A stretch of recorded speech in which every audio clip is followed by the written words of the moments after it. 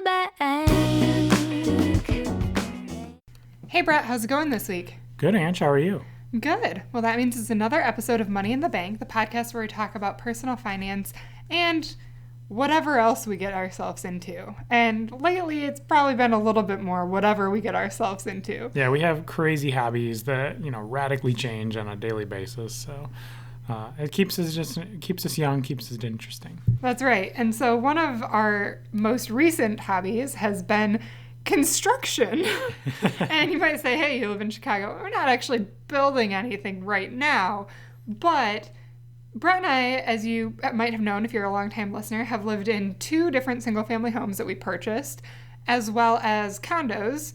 And we moved back to a condo because, quite frankly, we were sick and tired of being homeowners because, quite frankly, living in Michigan and having your thermostat set to like 64 degrees because you're trying to be frugal, it gets a little chilly. It does, especially when your house is full of holes, like the 10-year-old home that we bought that we were very confident had no insulation in any of the walls in the bedrooms. Especially the master bedroom, which is very unfortunate because when you wake up in the morning and you want any sort of warmth, and then you walk into your closet, which we had to keep the door closed at night with a blanket shoved under the door to not get a draft.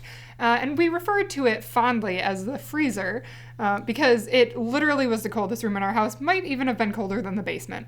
Oh, absolutely. Yeah. So, and then we moved into a house that we thought was built a bit better, and we still had pain points in that house of rooms that were just freezing. And this led us down the rabbit hole because we were like, if we're ever going to be homeowners again, we have to solve this problem. And now I will say we have gotten some negative reviews on our podcast because I suggested that people don't use their furnace. This was when we lived in Florida and it didn't get that cold. And we didn't have to turn our furnace on. We lived in a condo. When we lived in Michigan, we did use our furnace. We had to, or we would have frozen to death. But even when we turned it on, and sometimes I even splurged and I was like, I just want to be warm. I'm going to set my house to 75, 78. I mean, I know people who always leave their house set to 78, and there are still rooms that you go in and you freeze to death. And it is because for years, the American building standards, and really, quite frankly, just building standards in general, were complete garbage and left your house full of holes. Right. And I mean, they still get away with that today. New builds happening right now in 2020 still have these same problems. Yeah. Like code build houses, get away with quite a lot. And even if they built it to code, it was still not great. Right. Because, I mean, my favorite quote from, doing a lot of research into this area, of course I remember not who said this, but the worst built house you can build is a code built house.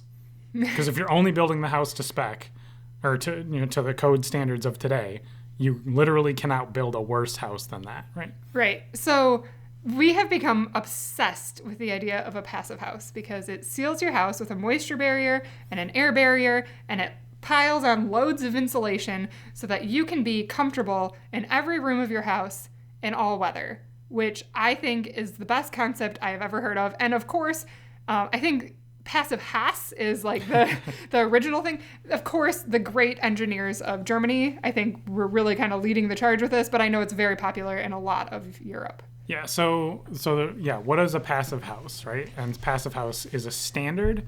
So it's what they continually market right now as like the most intense standard that you can build a house to, that it focuses on energy efficiency and thermal barriers, as Angela said, and moisture barriers. So that means your house is completely covered in an envelope. Like basically, it's like if you were to go outside, you wouldn't wear like a patchy, Swiss cheese style jacket. You would wear like a vest or a full comforter or a jacket. You'd wear a comforter outside. You'd wear a jacket outside around your body to keep all the air in, or to keep all the heat in, right? So it's the same concept of what you would do to a house. You wrap your house in a continuous layer that you don't poke like many holes into, and if you do, you have to patch those holes so that air can't escape from your house, so that the warm air that you have inside of your house stays in your house. And the cool air in the summer. And the cool air stays in the house. Right? So it's not like it's just that you're creating a hot box that is a furnace in the summer and a furnace in the winter. You are creating a house that is climate controlled year round, which feels to me like exactly what a house should be. Right. And so, sorry, all the listeners in like, Northern Europe that are like, what are you talking about? This is just how you build a house. Well, Americans haven't figured this out yet. Yeah. Canadians have been on this train for about a decade now and technically claim the first passive house before Germany got their hands on the standard. They said that the first passive house was actually built in Canada. And then But I do think they're the most now in Europe. Correct, because Germany founded the actual like passive house standard. Passive house. Passive house. And so then Europe has now taken that as a precedent because they all follow a similar climate format. So like Northern Europe, a lot of like, northern countries in line with Germany latitudinally have all kind of followed suit with this standard. So it focuses very heavily on like good quality windows with like multiple panes of glass and, very thick gaskets around the outside because windows are a big point of failure. And the United States, the standard windows that we install in our houses are just like straight air leakers. Yeah. So I do want to talk about the windows in a second, but we are 5 minutes in and I have yet to give you your trivia question, which is, I'm so sorry to all of our listeners. I know this is everyone's favorite part of the podcast. Brett, I also know you're going to knock this one out of the house. So people might be saying, this all sounds great. I want to be comfortable in a house. Maybe I'm even thinking about building a house in the next few years. How much is this going to run me? How much more does it cost to build me a passive house than it does a regular house? So typically everyone that I've seen answer this question says, it totally depends on like the finishes of your house or whatever. But there is a standard answer. Right, no, the standard answer is it's about 10% more than what it would cost to build like a traditional crappy house. Right. Brand new build. And I've actually even seen some people say 5 to 10% only more. Right. But 10% is the correct answer. Brett got one right. Yay! Cue applause. But also, there are some people who, because the design of a passive house needs to be pretty boxy and simple, that's not to say that there's some really cool looking passive houses out there, but they've actually found ways to make them cheaper than a regular house as well. So it is totally a range. But the other thing I want to tell you is, now, if you live in a snowy climate like we are used to, like Illinois or Michigan, you might hear of energy bills in the winter of $200 and think, yeah, that is very reasonable for a 2,000 square foot home. And the biggest benefit of a passive house to me is that is going to be reduced to almost nothing. You don't even have a gas hookup. Right. So most people don't have a gas line at all. All of your appliances are all electric. You don't need a furnace. You can heat your house with a blow dryer. Right. So yeah, this is crazy, guys. Right. So and you have, because your house is so airtight, people normally freak out that the house isn't getting enough airflow. So they replace the furnace system completely, an air conditioning system, with an air circulator, basically. So you're constantly getting fresh air coming into your house and leaving the house through the same system.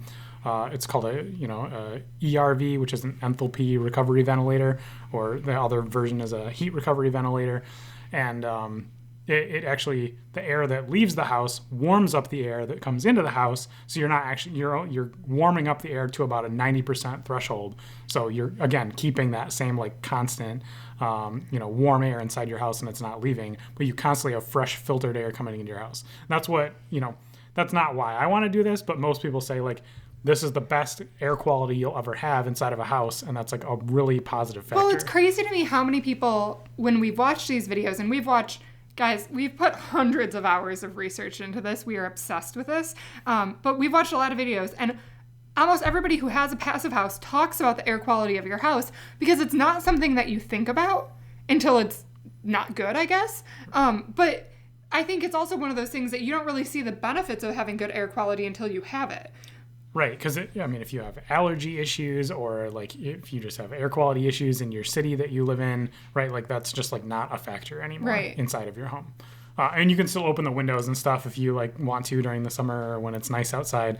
Like that's not, it just means like when you close it up, you have control over the envelope of your home. Yeah, and so, okay, I want to get back to windows for a second because we have been to Europe a couple different times now, and the day that we went to Europe, we were like, whoa, their windows here are like pretty awesome. And then we realized that they are just like everywhere there. So there are these tilt and turn windows. Right, that's the standard amazing term you'll hear is like European tilt and turn windows, right? So yeah. That's what you'll see everywhere. Most people that up to this point in the United States and Canada that have built passive houses have actually ordered their windows pretty much from Europe because we have such, crappy windows, try and police myself, such crappy windows in the United States that we don't even have people that make good windows. Right. Like we're not even competing from a quality standard. Even if you wanted to buy super high quality windows in the United States, you can't get these. Right. Like you have to order them from Europe. And that's now starting to change. There's like companies that have now spun up because there's more of a demand for this, because this trend is like catching on, and especially in Boston and like northern Minnesota area and Oregon. Wisconsin. Yeah, definitely out on the West Coast side as well. Yeah. And like and Vancouver is blown up as well. So there's a lot more demand for these houses being built in this standard because it just makes so much sense. You have like zero energy costs. At the end of the day, your HVAC system is like nothing. You don't have to worry about running all kinds of like tubing throughout your house for like ventilation systems and stuff. It's a very simple model, and most of the heat that you get inside of your house comes from like solar gain orientation and having these good windows that allow like the heat inside of your house, and it keeps your house at a regulated temperature. Or in the summer when it's like super hot, in southern climates, you can do the same thing, and you just like add shade over those windows whenever you need to, and it cools down the house dramatically, right? Right. And so, you just control that by letting the heat into your house from solar gain, which is free. Right? Yeah, and what's crazy to me is I've seen many people in northern climates or Canada where it gets very cold, and they're like, yeah, because I oriented my house to the south and I put on enough windows, I'm actually roasting in here in the winter, right, yeah. just from solar gain alone, and I need to dial that back a bit. So right. They've like secured. Yeah, one guy said he had such great windows in his house that were so over glazed, and the glazing is like the rating of like how many different panels of glass you have in the window, right? That he was constantly at like 80 degrees inside of his house, and he like couldn't cool it off because he had so many windows south facing on his house to get so much sun, and he had no shades on the outside or no like panels or anything like that. He could stop the sun from coming in at that point. Yeah, and there was another couple I saw that they lived in Canada, and they, like me, were very sick of being cold in the winter, so they were like, we are going to have these triple glazed windows, we're going to put a heat pump in, and we're going to put a wood burning stove in just because we want different heat sources. So on those really cold nights, we can hunker down in the living room with a wood burning fireplace. And they were like, we have never once needed this fireplace because it is like a sauna in here. So like, it's really interesting to think about a world where they don't have ductwork, they don't have furnaces, and they're able to keep their houses at a very comfortable temperature. And that is so fascinating to me. Right. So what we're really talking about is just building your house in a different way, using a little bit more skill than what is traditionally being done today, specifically in America and I guess Canada as well, because it's so popular there now too.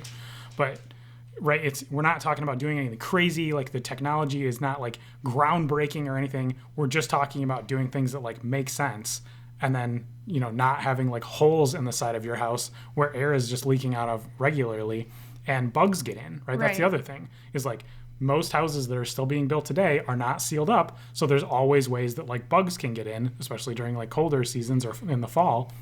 And even in the summer, you get we always had like a ton of ladybugs that just like crawled in your like the window of your office, yeah. And then there would just be like Horrible. 100 dead ladybugs just like sitting underneath like the windowsill.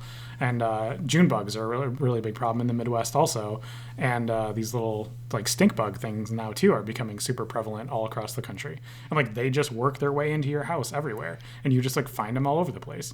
But when you have a house that's like completely sealed up with like 3 layers deep and like has a bunch of insulation on the outside, like 2 feet worth of insulation surrounding the whole house, like making sure that like it's an airtight box that was like really well insulated, just like a cooler, then bugs don't get in closed coolers, right?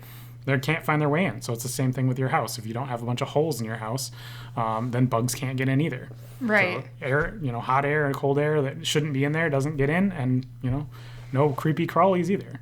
Which seems fantastic, right? And so, yeah, I will say, like, this isn't groundbreaking. These houses have been being built for 30 plus years. Right, in yeah. Other countries, other places. And it's finally just kind of catching on within the last decade here in America. But most of our houses, there's, like, different scales. And so one of the things I find interesting, Brett, and you are going to remember this terminology better than me, but it's the metric that figures out how many times air cycles through your house in an hour. Yeah, so it's so they end up as part of this certification process or testing the process to make sure that you qualify for the passive house standard. It really is around not what materials you use in the house, but around how well it performs during these tests. And I think it's CFMs or something like that, right? That they use as the counter for how much air is leaking out of your house. So they hook up a blower, like a big giant fan, in a sealed door, and they tape all around your front door, and they tape up all the other crevices or normal openings in your house, and that they can see.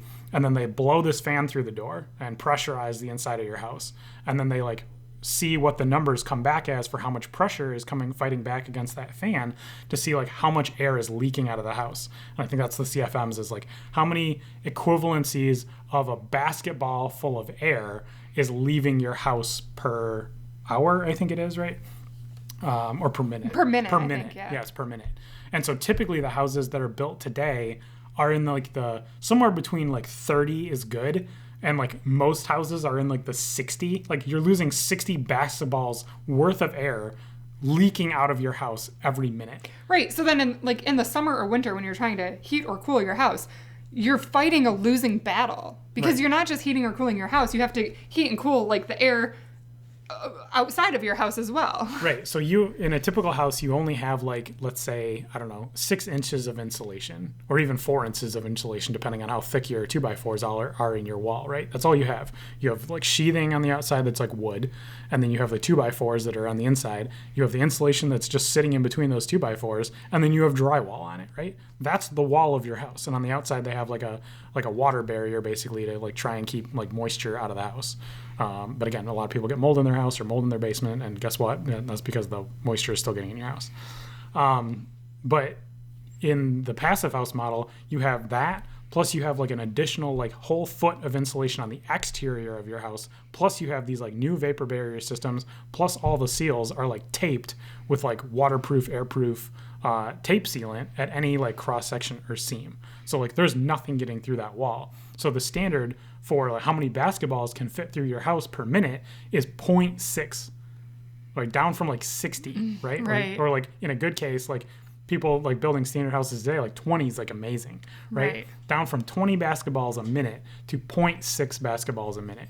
So anything less than 0.6 means you qualify for like passive. Well, it's one of the qualifications, but like that's the main one, right? Making sure your house is Which like is that crazy. So like you go from losing, 20 to 60 basketballs of air per minute to less than 1. Right. You So know? you basically live, and this was another example that somebody gave. You're basically living in like a wooden teepee for like the standard houses that we have today, because it's just built with like sticks, and then it has like a wrap around it, and it's exactly what a teepee is, right? Right. So now you're moving into like an actual sealed container where you're controlling the airflow, you control the heat density. If it does cool off in any way, literally it's so compact and tight that the heat from like cooking in the kitchen is actually affecting like the thermal envelope of your home, right? So some people can literally, from just cooking a couple times a day, all of their heat for their whole home comes from like the stove or the oven, right? In that case. Right. So you don't even have to use the hairdryer equivalent that hooks into like the ERV system. Yeah. And so you might be thinking, well, this is all well and good, but I'm not going to be building a house at any point. The other really good news is you can actually retrofit a house, and there are slightly different standards in the US to qualify for like a retrofit passive home. Correct. But people have done this, and we watched several YouTube videos, but one was out in California with a couple who did this to like 100-year-old home. And so basically, and there's also people out there who, quite honestly, you don't have to even hit these standards. No, and like, nobody needs to hit the standard. Right. It's just something to shoot for. I mean, there's more and more builders now across the United States, tons in Europe, tons now in Canada. I know they're building them in Australia also, and have been for some time now.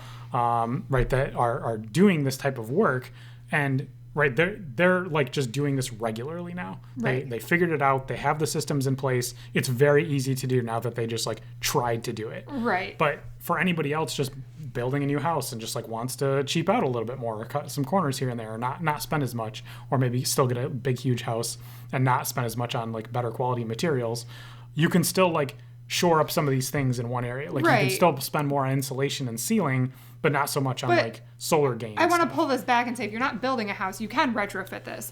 And some of the biggest bang for your buck, if you're only going to do a few things, the beauty of this is you can do this in stages.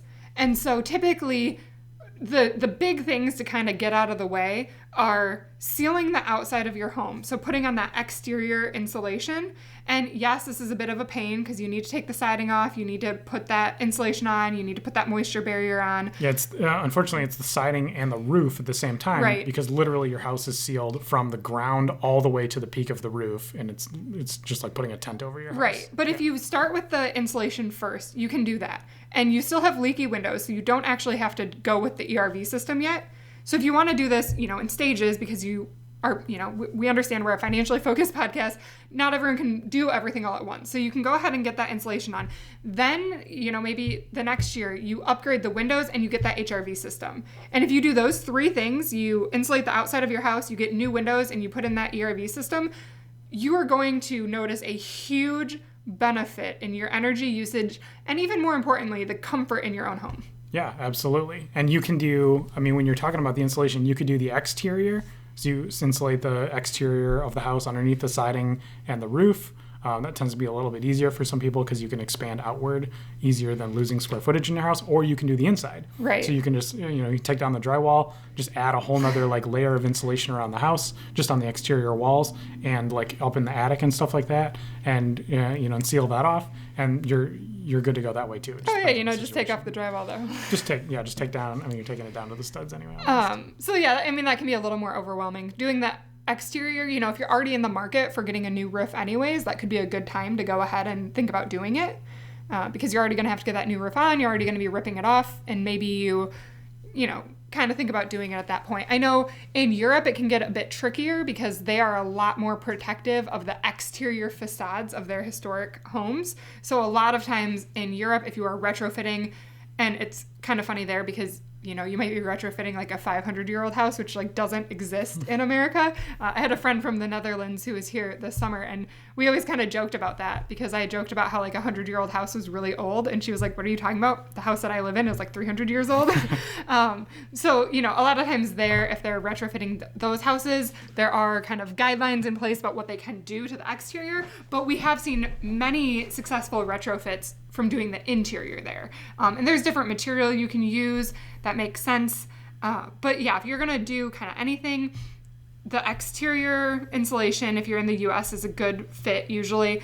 And the windows and that HRV system. And that will even if it's not perfect, even if you get down to like 5 basketballs of air loss, that's still going to be such a huge improvement, especially if you're doing an older home. Because if you haven't gotten new windows, we live in a condo that has windows probably from the 50s, and boy, do they leak. Right. And you're talking about removing like a lot of the heavy infrastructure, the furnace, a lot of times the air conditioning, depending on where you live, and which one you can get away with. If you're in like southern Texas, like maybe you need more, a backup system for like air cooling. And if you're in like Alaska or way northern Canada, maybe you do want an additional heat source backup. But like for most people in like temperate climates in the United States, including like basically from Minnesota all the way down to northern Texas, Tennessee, anybody can get away with like basically not having anything besides solar, fully heating their home. Right, which is really cool. And I think part of the reason we're talking about this is, there's a lot of people out there who renovate their houses who do drop serious money just updating the interior. Or the flippers, right? Hit flipping houses in the United States has been just like a massive income earner for, like an entire industry for the last at least 20 years now. And HGTV has really like pushed that envelope to like say like, if your kitchen now looks like this, like your house is awesome and it's like worth so much more money now. But I think we're getting to a point where this is becoming so much more popular, where I'm going to start saying like, or seeing trends where it's like, do you not have to pay for utilities anymore? Right. Or like other than like water? And if that's the case, great. Is your like house like airtight and you don't have bugs and like all these other problems other than just like, yeah, your house has this like really cool, nice looking kitchen. Like it's not worth redoing a house and like tearing it down to the studs like a lot of these flippers do and just like putting up different drywall and new paint and just like changing the layout a little bit. Like they need to fix the actual problems with the houses and like seal them up again. And that should just be the norm moving forward. Well, and you're lucky if you even have a flipper that takes it down to the studs and upgrades the plumbing or electric. Most of the time they don't even do that. They repaint it, they put in some new kitchen cabinets, some new countertops, they, redo the fixtures, and they put in new flooring, and they jack the price up $100,000. And it's interesting as somebody who kind of looks at financial purchases a little more critically, because I'm like, what am I actually paying for here? Something that's going to be completely out of style and depreciated in 20 years? Or do I want to pay for something, a well-built passive house? Brett, how long do you think that will last? It should last indefinitely, right? There should be like easily 100 years with like no degradation. Right. Because you have no more like water problems coming in or out of your house. Right, it handles the air, moisture leaving your house, right? Because it sucks all the moisture like out of the bathroom or out of the kitchen, and so there is no moisture in your house that's like sticking on the walls or like sticking in behind your drywall. Like that water is what erodes a house and like makes it like depreciate over time. The real old houses in the United States, the 100-year-old houses that don't have any insulation, actually stay up longer than houses that like were built wrong, like in the 50s, 60s, 70s, because they were just like, oh, let's just try and make our houses like airtight.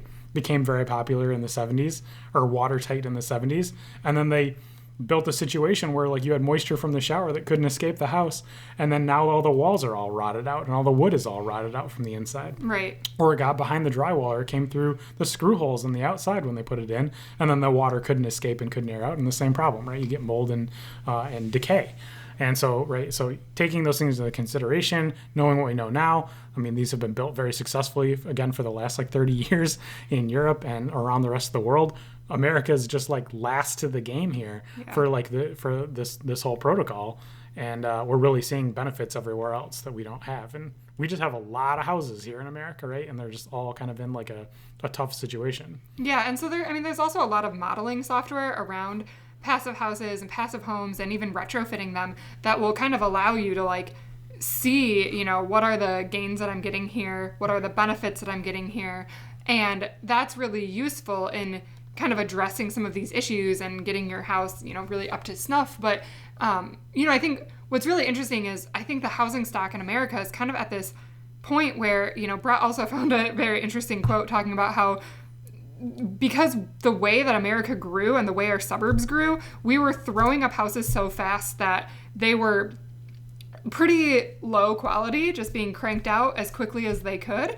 Where, Europe has this housing stock that is much older that they added to slower over time. So it's really interesting when you compare there versus here, because a lot of times the mentality here is it's not worth saving some of these old structures. It's better to tear down and rebuild.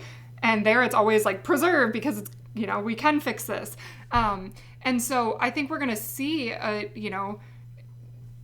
where houses haven't been taken care of. And I know we've lived in pockets of the Midwest where there are a lot of old homes. I don't want people to think we're bashing old houses. There are a lot that have been maintained well, that have been taken care of, that when they had water issues, they addressed them.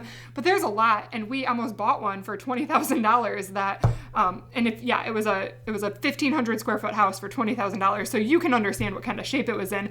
And it wasn't taken care of well. And so we're going to start seeing these houses that haven't been taken care of well, that you can't just put a new coat of paint on and fix up. You're going to have to put some renovation money aside for shoring up the outside and making this a permanent structure that is good to live in for the long run.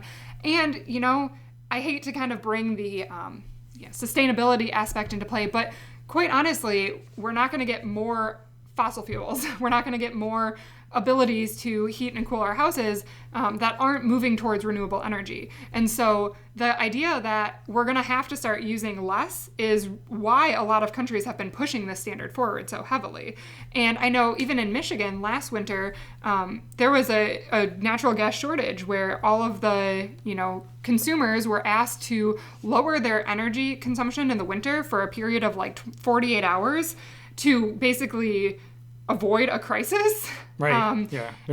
So many people were drawing so much energy from like just cranking their heat, and it was so cold for weeks, a couple weeks at a time, that the energy company couldn't sustain it. Right. Right. And so when we're living in structures that are all losing 30 to 60 basketballs of air every minute, and we're trying to heat it with a limited resource.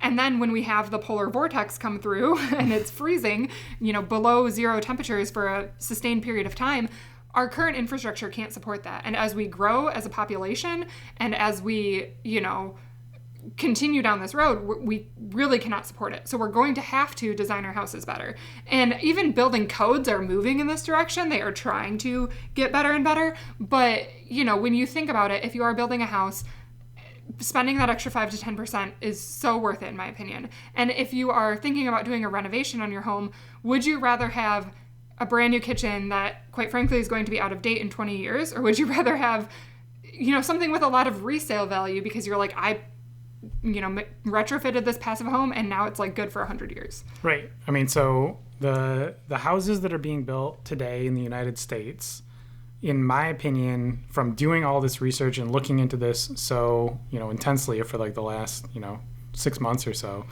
I would say houses built today are basically like at an unacceptable standard.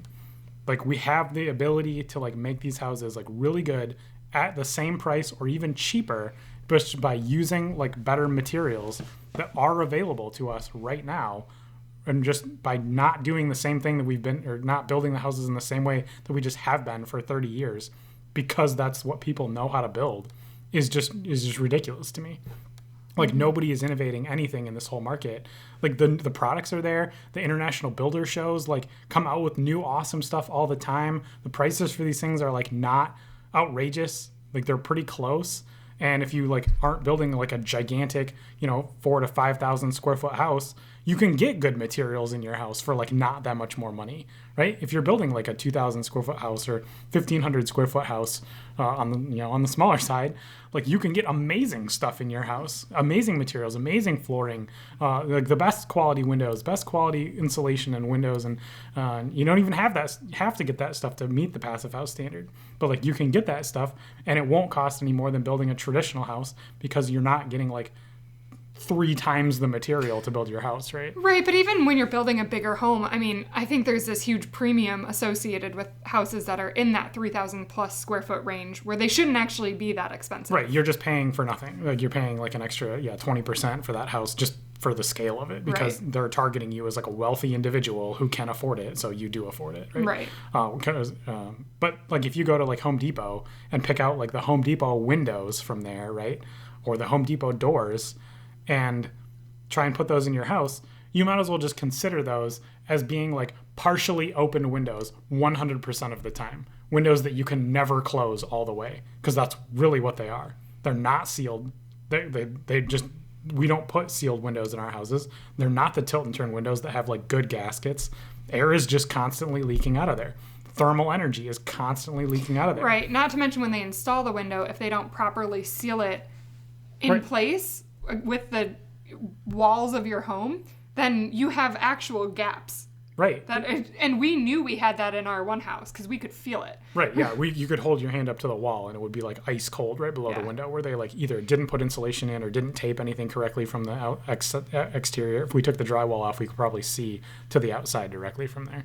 But even if they do, even if they build it to code, right, because the code standards right now aren't where they should be, then they just put a little bit of insulation around it. They tape it for water to not get through, but they don't tape it for air or heat to not get through. And so there's just like this little bit of insulation that's like keeping your heat in, and it's not very much, right? It's not 2 feet of like high quality insulation where like heat like is literally not getting out of it. It's like 1 inch or half an inch of insulation that air and heat does travel through over time, and so it's just like going a little bit slower out the window, as if nothing was there in the first place. Yeah. So that needs to change. I know California, if they haven't put this in place already, they were working on the implementation of making this the standard for all new built houses statewide going forward. I think from 2020 is what they were shooting for. So right, this is coming fast to the United States as well, and hopefully this is becoming more and more adopted, because again, in my opinion, there's no excuse to like not build houses to this standard anymore. and it's extremely beneficial for the homeowner. It's not any harder for the builders as long as they like learned how to build the system and put the system in place. The products are there to support it. The trainers of these products are willing to help people like figure out how to install it. It's just, it's like you have to put a little bit more brain power behind building a house rather than just like throwing sticks together and wrapping them with like a piece of plastic, right? Yeah. So Brett, if you were to build a house today, would you put your money where your mouth is and build a passive home? Yeah, so we fully intend to build a passive home if we, decide to move forward over the next couple years and move down this journey of, building this energy. We're actually going to go probably a step further than that, and passive house is really the gateway. It's a gateway drug, guys. Don't get started on this road. It's been horrible. The gateway drug for net zero energy homes or NZE homes, and that means basically you are producing more energy by putting like solar panels on your roof or recycling water or some other method, right? For not having energy lost in your system or in your house. You're producing more energy in your house than you're actually using, and you can use that extra energy to sell back to the energy grid, and you can actually, kind of make a profit. Or to power a vehicle. Or if you're going to get electric vehicles and all that stuff. Now you don't have to pay for gas and. Right, because as more people, as the electric vehicle trend, and we'll probably talk about this in another episode, as this catches on, the demand for more and more electricity is going to get way higher. The premium on energy is going to be way higher, and solar panels are now at a point where they're actually extremely economical to buy, whether they're new panels or the Tesla solar roof that literally replaces the shingles on your roof, so you don't even need another roof system at all. You can just use the solar panels to completely replace your roof, right? And just having that energy, basically for free from the sun every day, producing energy, coming back to you, and the extra energy that you aren't using goes back onto the grid, and the energy company pays you for those resources, right? As more and more people across the country have energy vehicles that are just like drawing from the wall, that's going to increase all of our energy loads. So either people need to have way less energy consumption in their house from their furnaces and air conditioners, which is one good solution that everybody should shoot for because it's cheaper for you and better for everybody, or the energy vehicles are going to be drawing more and more from the grid, in which case we're going to need more energy supply, and the energy company may pay you more for that, right? Yeah, and I think the Tesla solar roof is particularly interesting because we actually were in Tesla today, just chatting with them like we do. Store, and the Tesla solar panel for a 2,000 square foot 2-story home would, to get a 5 kilowatt system installed would be about $22,000 is what we were quoted today. And again, this isn't perfect and there's some incentives, whatever. But Elon, I think, guarantees this for 25 years, but he said only because he hasn't had enough time to test it for longer, and he really thinks it's going to last longer, which, who knows? I know he had his embarrassing Cybertruck window shatter, so, he might not know. But it has a warranty for 25 years, which is my point. Most roofs now only last about 15 years anyways. That's what our inspector told us. Right. Unless you're getting like a metal roof, which is like way more, more expensive in the first place. A standard new build, our inspector, was like, yeah, about 15 years is what you get. So, and that will run you like $10,000 to $15,000 for the same roof. So we'll say $12,000. But you're really, and then you have to replace it faster. So you're really looking at not that much of an upcharge to get the solar panels, and then your electric bill kind of goes away. So there's like a lot of benefits to looking into that if you're getting a new roof in the future. And that's not even talking about any of this other passive house stuff. But if you're just kind of like, yeah, I don't have enough money to get exterior insulation at the same time, but I am getting a new roof, you might want to look into this for you and see if it makes sense, because it might be economical. Right. And for people that like are interested in like producing more energy on their own, or if they have an electric vehicle and they have a bigger draw of energy, or just want to supplement the energy they are using in their house, solar panels, even in the last 3 years, have dramatically increased in performance and reduced in cost. So they're now at the equilibrium where it like really makes sense to like invest in that technology, and like the payoff period for that now is like much shorter than it used to be. It used to be like 15-16 years. Now I think it's like less than 6-7 years, depending on how much you get, right, and where you live and how much your energy costs, right? So because obviously a lot of people in California are going for this market because energy costs in California are really high. Mm-hmm. So like the payoff rate in California is like really low for this technology. And right, If you don't need to replace your whole roof, then you don't need to get like the Tesla solar shingles, right? But if you do need to get a new roof and you were going to get solar panels in the first place, overall, like Angela said, it is cheaper to technically get the solar roof that is a better quality roof and gives you solar capacity at the same time. So, kind of, it actually works out really well economically on paper. But yeah, we shall see. If we do build this house, right, it will definitely include that as an option, or as a, we're definitely going to put the solar roof on there and see how it goes, as well as some battery backups and all kinds of fun things. But yeah, so we will keep you posted on our journey for sure. We are starting the early process of looking for lots, which is really fun and interesting. And I guess if we buy one, we will update you on everything that we were looking for in a lot and how that went. But right now we're in the early stages of that. So if you were interested in anything we had to say, feel free to reach out and let us know. I know this is kind of a stray from topics we normally talk about, but I think it's a really interesting one that, can actually save you a lot of money in the long run. And I think a lot of what we try to preach when we talk about personal finance is making decisions now that set you up for a cushy future and not having to pay energy costs in a home for, the rest of your life is something that could obviously save you a lot of money, and that 5 to 10% upfront premium will obviously be repaid in dividends as you go along. And just think about the next time you're going to look for a new house, if one house is like a passive house model and one is not, it would be really hard for me to like not go for the passive house model if they're equivalently priced or whatever. So, right, hopefully, the future passive houses and people building them now or retrofitting their house to fit this model, hopefully they tank the retail value of all the rest of the houses in the market. Right, because I almost think at some point they will, because those houses will need to make these improvements and be retrofitted to compete against these other homes. Right. If a house that has no utility bills, basically, other than like trash pickup and no water bugs, usage. guys. No bugs. Like, come on. Whew. All right. Well, we'll wrap it up there, and thanks for listening to my spiel. I know there's a couple topics here and there where I get really passionate about stuff and I talk a lot, so thanks for entertaining me. Yeah, and if you were entertained by Brett and you want to feed his ego, shoot us an email. Let us know you liked this episode so that we can make some more about passive houses and put Brett's hundreds and hundreds and hundreds of hours of research to good use. So thanks for tuning in this week, guys. Bye. Hey guys, thanks for tuning in to this week's episode of Money in the Bank. Make sure to subscribe to us on the iTunes or Stitcher app so that you get weekly alerts every time we post a podcast. Or if you want, you can visit my website, moneyinthebankpodcast.com. And if you want to reach out with any questions or further comments, please email me at Angie@moneyinthebankpodcast.com. I look forward to hearing from you. Money in the bank.